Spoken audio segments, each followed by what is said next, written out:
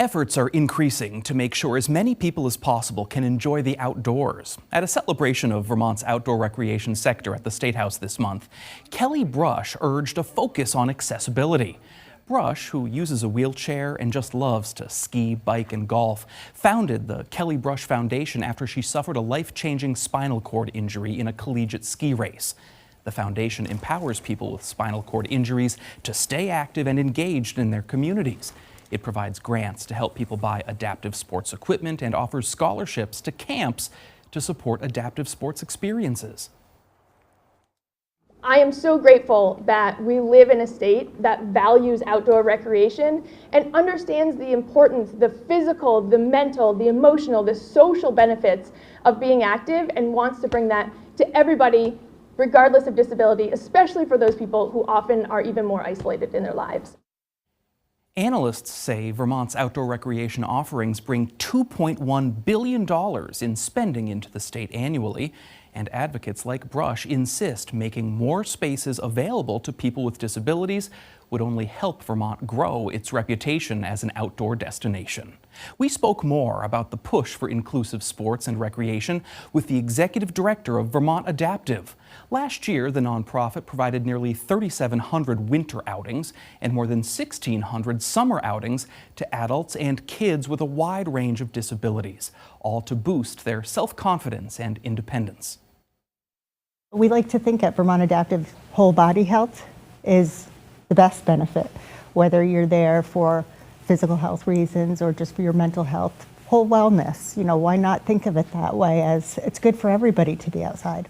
You have done such a good job of staying on the leading edge of trends in outdoor recreation. I'm referring specifically to mountain biking.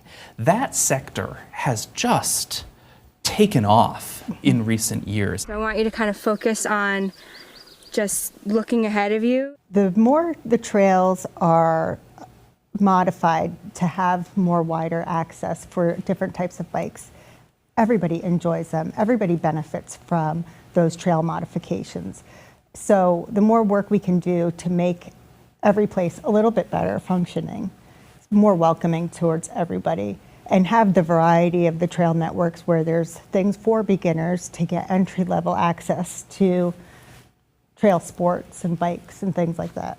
So you want to have the complete package. You want to have a little bit of everything so that there's a wider spectrum of people that can participate. And when trails are upgraded, it doesn't just give someone who may use a wheelchair access to a mountain biking trail. It also lets them get out and ride with their sister who doesn't use a wheelchair, their partner who doesn't use a wheelchair. It creates an activity that groups or families can do together. Yes, families, groups, schools, everybody then has access to those public trails.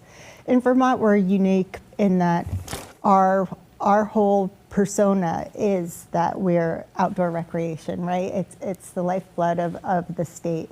So as private landowners allow these trails to be maintained or modified in a way that makes them more accessible, that means everybody benefits from that. It's not just people with disabilities in our programming. Each local club usually maintains that network. So we go in and out of the different mountain biking clubs and communities, do assessments, take a look at what things can be affordably done or maybe need longer term plans to address those situations. And then we go in with our partners. We work with Kelly Brush Foundation on our trail accessibility. We work with Vermont Mountain Bike Association, and then all the independent clubs around the state.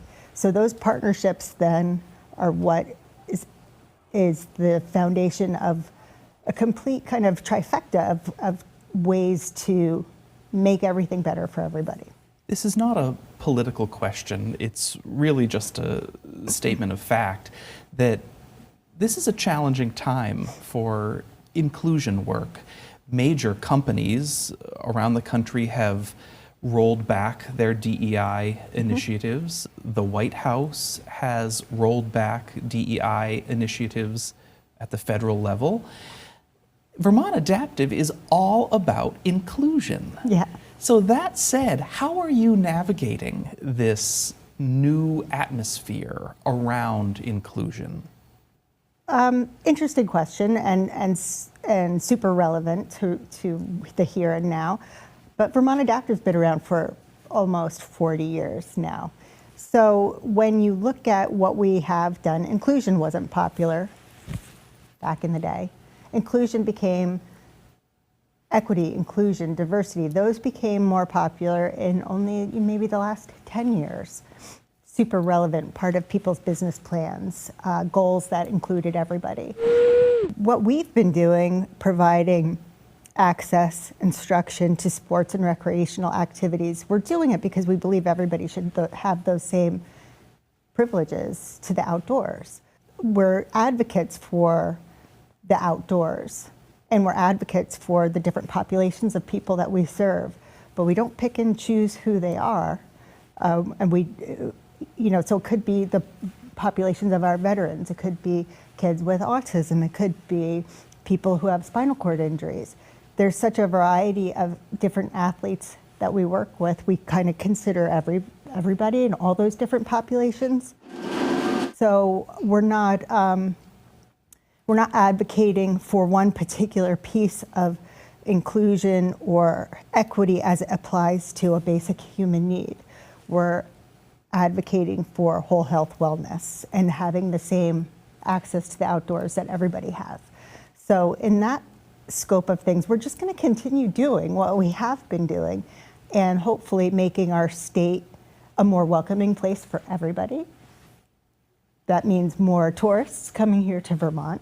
That means we're a destination place for all populations. Why wouldn't we want to continue on that same pathway? The Lake Champlain Community Sailing Center told me something very similar. They Yeah. say they are not letting up. Yeah, there's no reason to. They work to increase lake access to BIPOC people, to people who use wheelchairs, people who are visually impaired, deaf or hard of hearing, others who may otherwise face barriers to enjoying Lake Champlain. We've been really successful in getting philanthropic support from local community donors in our area and in the state of Vermont. So, it's one of those things where we continue to see that strong local support for this work. And as long as we've got that support from our donor base, then we'll continue to do it. And we have built a foundation of support that similar to the Sailing Center, where you have your donors that are going to continue to provide support. You have your partners that you're going to continue to partner with to keep promoting access and inclusion. So whatever approach we take, it doesn't matter. We're going to keep doing what we're doing. And that's making sure more people have access to the outdoors and enjoy the same things that you and I do, and maybe you and I do, and we take those things for granted because we can do it without as many barriers. One story that I did on Vermont Adaptive several years ago that has stuck with me because I witnessed the power of your organization in action. It was about your work with military veterans. This is a place to find your hope.